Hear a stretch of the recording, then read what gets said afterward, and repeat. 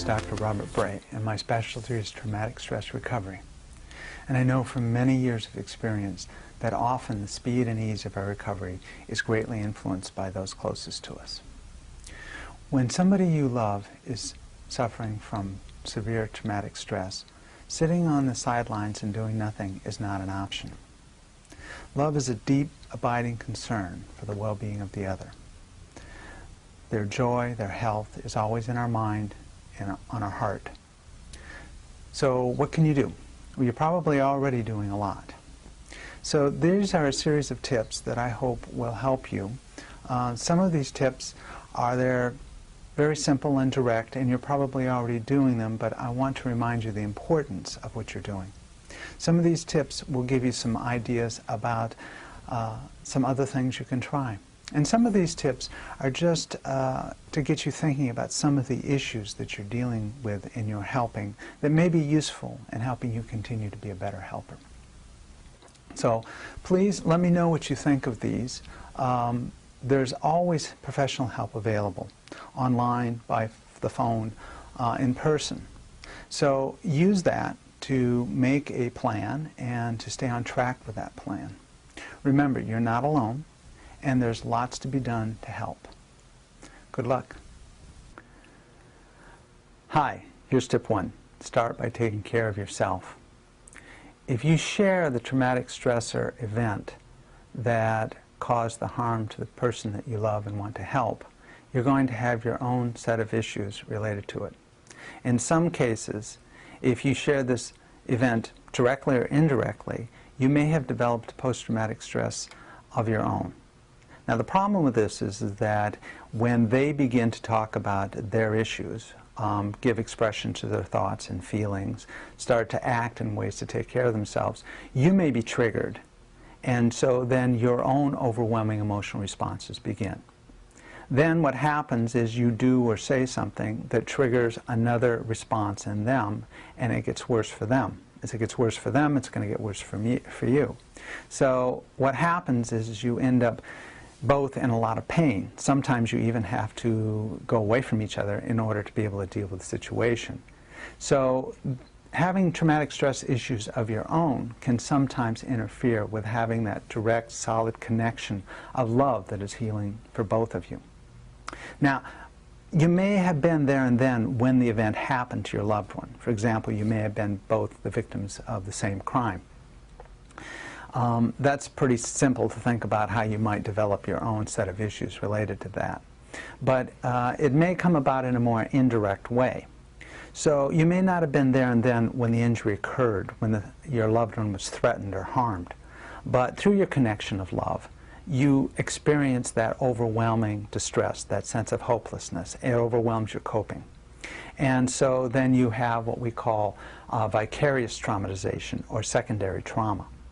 It's just as real, and the symptoms are just as severe.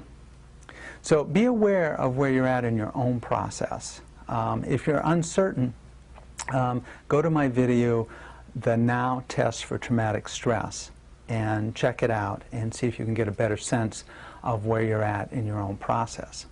Once you're aware of these issues, then you got to get a plan. You got to get some help. You got to get yourself into some kind of process or technique, or work in some ways to resolve your own issues if you want to be able to be an effective helper of someone that you love. Now, you can reach out and connect with somebody even if your recovery isn't complete. You can be helpful with somebody else even if your recovery isn't complete. But love by itself is generally not enough. And to be able to know what will help, you have to be able to think. And that means not being overwhelmed by the emotional responses that you're having, by not doing the avoidant behavior that keeps you from coming into contact with the person or what you need to do. So I really encourage you to take care of yourself as best you can. Also, continue to reach out to the people that you love and let them know that you care, that you are worried about what's going on with them, and you need them and want them and value them in your life. So take care of yourself in order to be a better caregiver to those that you love. Remember, you are not alone, and there's much to be done to help. Hello, my name is Dr. Robert Bray, and my specialty is traumatic stress recovery. And I know from many years of experience that often the speed and ease of our recovery is greatly influenced by those closest to us. When somebody you love is suffering from severe traumatic stress, sitting on the sidelines and doing nothing is not an option. Love is a deep, abiding concern for the well-being of the other. Their joy, their health is always in our mind and on our heart. So what can you do? Well, you're probably already doing a lot. So these are a series of tips that I hope will help you. Some of these tips are very simple and direct, and you're probably already doing them, but I want to remind you the importance of what you're doing. Some of these tips will give you some ideas about some other things you can try. And some of these tips are just to get you thinking about some of the issues that you're dealing with in your helping that may be useful in helping you continue to be a better helper. So please let me know what you think of these. There's always professional help available, online, by the phone, in person. So use that to make a plan and to stay on track with that plan. Remember, you're not alone, and there's lots to be done to help. Hi. Here's tip 2. Be accepting. It's one of the most powerful resources you have to offer someone. And you express this by saying, I care, I love you, by being available to them, and mostly by suspending your judgment of them. When somebody suffers extreme traumatic stress, they oftentimes find it very difficult to accept what they have done to survive, what they're doing now or not doing. And as they struggle to accept this, there's not much space for them to try different things, to be able to move forward. When they have that kind of self-hate going on, and they don't like themselves, and they don't accept themselves, there's not much emotional space for healing. When you give that message of I care and I accept you as you are now, I care and I accept you as you struggle with what has happened to you in the past, you're giving them that emotional space to begin to heal and to experience things in different ways. Possibilities expand. So you have to find ways to say it directly, explicitly, that you do care, that you do accept them as they are right now. Keep saying it over and over. If they get tired of hearing it one way, find another way to say it. If you're not sure how to say it to them, have a conversation with them about how can I show you that I accept who you are. This is going to be difficult for them because they oftentimes don't believe that it's possible to accept who they are given what they've done and what they've gone through. Your job is to help your loved one see themselves through your eyes. And that acceptance is the key. So keep tapping, and remember, you're not alone, and there are many things to be done. Good luck. Hello, my name is Dr. Robert Bray, and my specialty is traumatic stress recovery. And I know from many years of experience that often the speed and ease of our recovery is greatly influenced by those closest to us. When somebody you love is suffering from severe traumatic stress, sitting on the sidelines and doing nothing is not an option. Love is a deep, abiding concern for the well-being of the other. Their joy, their health is always in our mind and on our heart. So what can you do? Well, you're probably already doing a lot. So these are a series of tips that I hope will help you. Some of these tips are very simple and direct, and you're probably already doing them, but I want to remind you the importance of what you're doing. Some of these tips will give you some ideas about some other things you can try. And some of these tips are just to get you thinking about some of the issues that you're dealing with in your helping that may be useful in helping you continue to be a better helper. So please let me know what you think of these. There's always professional help available, online, by the phone, in person. So use that to make a plan and to stay on track with that plan. Remember, you're not alone, and there's lots to be done to help. Hi, this is tip 3. Be prepared for the worst. In some cases of extreme traumatic stress, individuals can become disconnected and be hopeless. And when that happens, sometimes their thoughts begin to turn to suicide or other self-destructive behaviors. Sometimes they might start acting in that way. It's important to think about this a little bit in advance, so if it does come up, you'll be prepared and a better helper. So my first thing I want to tell you is that when somebody says to me that they're thinking or feeling this way, is to respond in a way that keeps them talking. So my basic stance is to say, thank you. Thank you for sharing. Thank you for trusting me enough to be able to share these feelings with me, because now we can talk about it and make some changes. If you can get them to talk about it, to share what's going on, that in many cases will just bring back a sense of connected to themselves, to their community, to one another, and bring back some hope. Or you can maybe give them some ideas of things they can do to be able to deal with this sense of desperate hopelessness. Now, if somebody starts to act in a suicidal way, that's different. Having thoughts and feelings is really important to just keep processing it. But if somebody is taking action, that's very different. If somebody is acting with intention or acting in self-destructive ways, it's time to do something besides just talk about it. So my stance with people is I will not participate in your self-destruction. I will do whatever I need to do to help keep you alive. As long as you're alive, there is hope.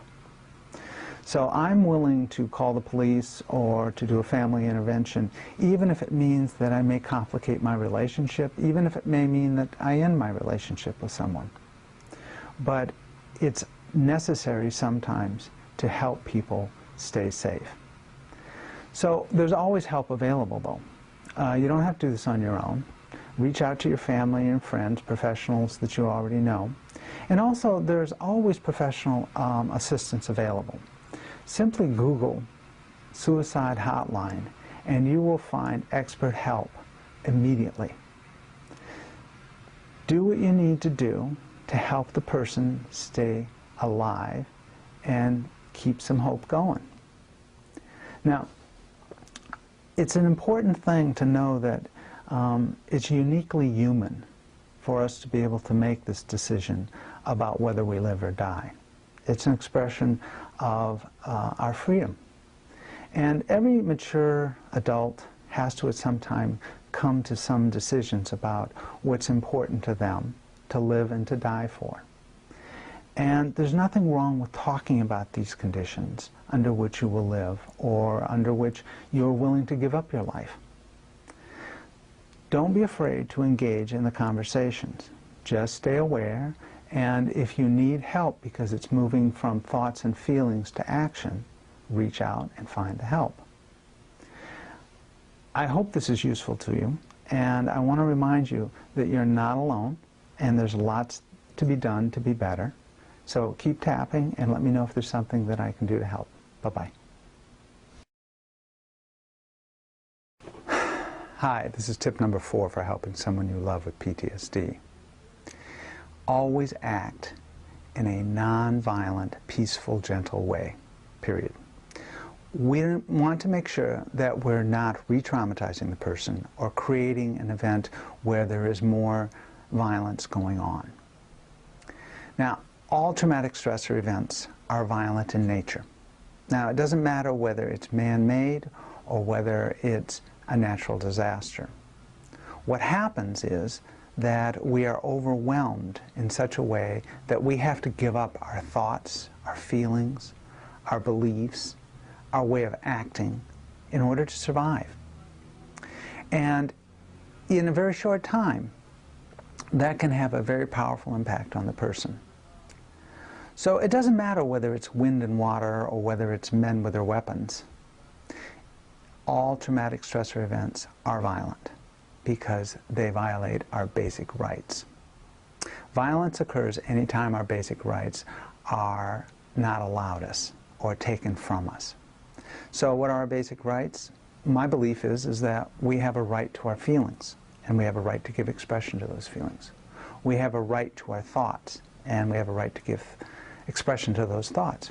We have a right to act in a way that we choose, as long as we're not harming someone else. So the difficulty comes when we're working with somebody we love, and they're saying things about what they think and what they feel that don't feel good to us, or don't meet our desires or our needs. So you have to be very careful. Don't tell somebody that they don't feel something when they've just told you that's what they feel.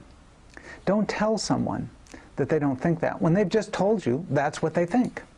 Now, you don't have to agree with them, but you have to accept and acknowledge what they're saying and let them know that they're in a safe place. You also get to have your own thoughts and feelings about what they're saying and what they're doing, and you have the right to give expression to those.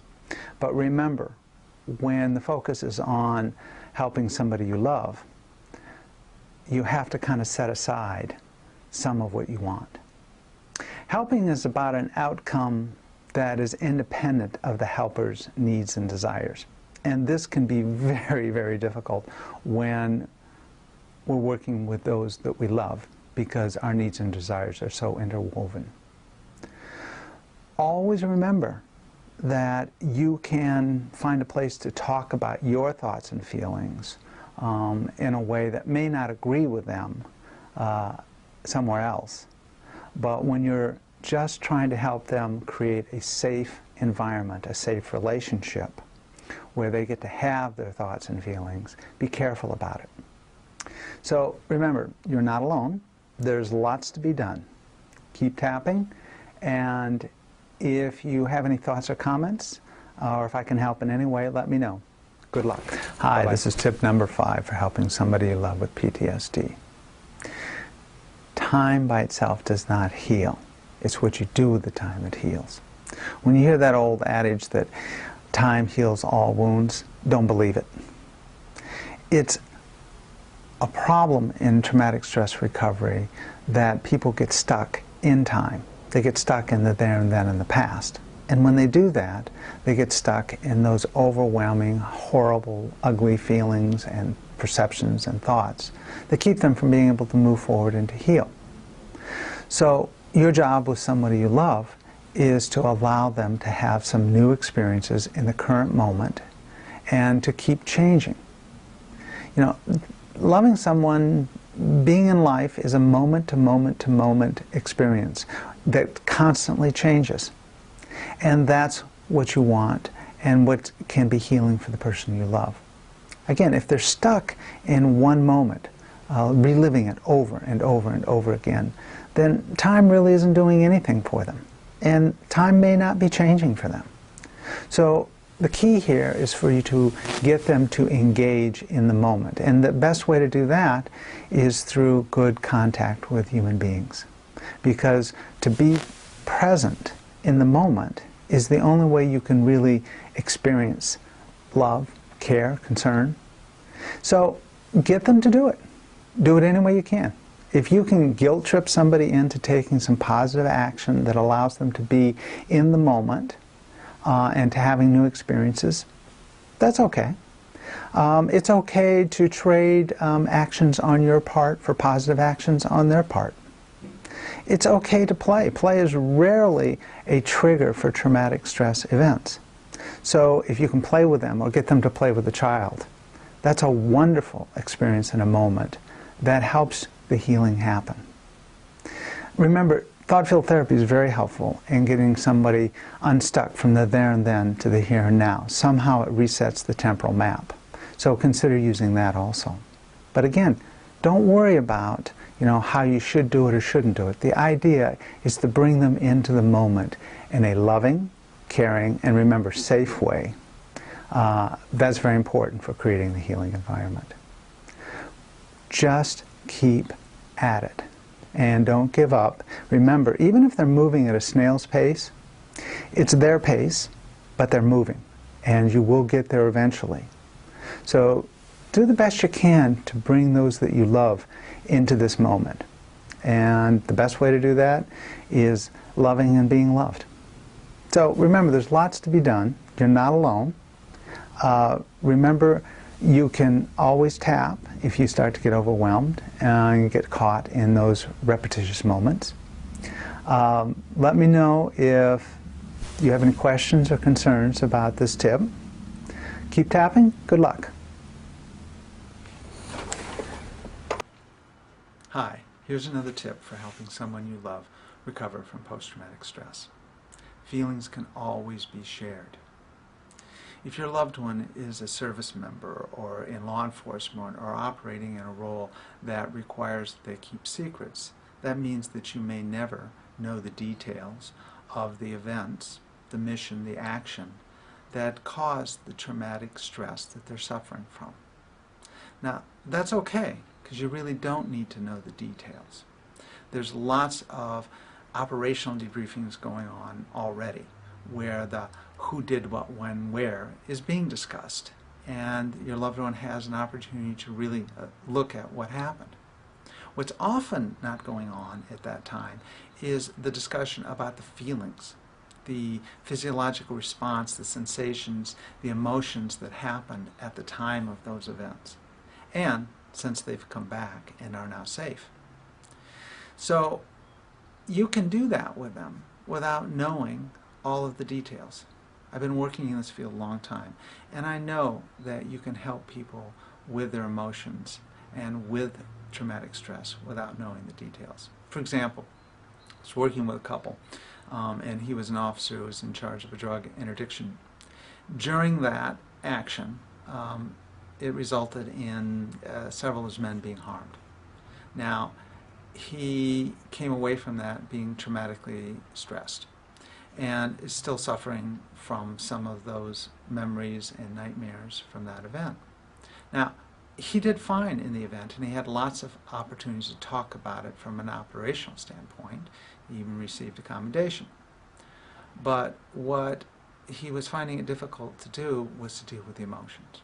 So his wife and I were able to support him by doing simple things like reminding him to tap when he started to become overwhelmed, by allowing him to give expression to his feelings and his emotions, both in this moment and back when it was happening, all without knowing the details. Simply by allowing people to express their feelings, they can free themselves to look at things in a different way. So don't get caught up in the legal security issues. Anybody who's ever signed a disclosure or a non-disclosure or a confidentiality agreement already knows what they can share and what they can't share. So I always start by reminding people that work in those professions that I'm not going to press for details, that those details aren't important to me. What's important to me is their emotional experience and their ability to recover from the post-traumatic stress. Now, there's another reason, a couple more reasons why people sometimes don't want to get into the details. Sometimes people are afraid that if they start to get into details, that they're going to slip into things that are too painful or too violent or too much blood and gore. And they're concerned that they may vicariously traumatize their loved ones by sharing those details. So rather than risking that, they just don't talk about their feelings at all because they're afraid they're going to slip into the details.